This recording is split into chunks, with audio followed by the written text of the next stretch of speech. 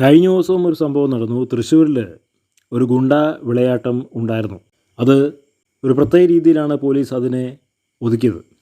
അതായത് ഒരു വീട്ടിൽ ഒരമ്മയുടെ പരാതി മാനിച്ച് പോലീസുകാർ അവരുടെ വീട്ടിൽ വരികയും അവർ 2 മക്കൾ ലഹരിക്ക് അടിമകളാണെന്നും അവരെ ഉപദ്രവിക്കുമെന്ന് പറഞ്ഞതുകൊണ്ട് അവരെ വന്ന് കണ്ട് അവരെ പിടിച്ചുകൊണ്ട് പോകുന്നതിൻ്റെ വേളയിൽ അവർ വളരെ അക്രമാസക്തരാകുകയും പോലീസുകാരെ ഉപദ്രവിക്കുകയും ചെയ്തു. പോലീസ് വണ്ടി തല്ലിച്ചതയ്ക്കുകയൊക്കെ ചെയ്തു. ഗ്ലാസ്സൊക്കെ പൊട്ടിത്തെറിപ്പിക്കുകയും അതുപോലെ പോലീസുകാർക്ക് വളരെയധികം മർദ്ദനം അവർ സൃഷ്ടിക്കുകയും ചെയ്തു.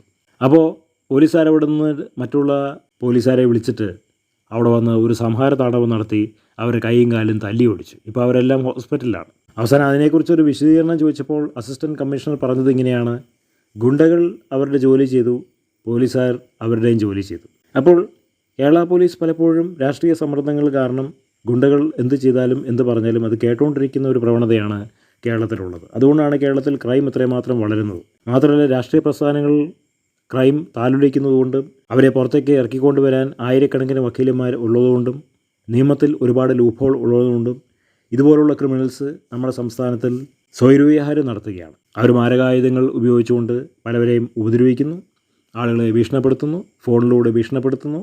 അവർക്കിഷ്ടമുള്ള ലഹരികൾ അവർ കഴിക്കുന്നു. ആ ലഹരി കഴിക്കുമ്പോൾ അവർക്ക് മാനസിക രോഗം പോലത്തെ രോഗം വരുന്നു. അവരെന്താണ് പിന്നെ ചെയ്യുന്നതെന്നുള്ളത് അവർക്ക് തിരിച്ചറിയാൻ കഴിയുന്നില്ല.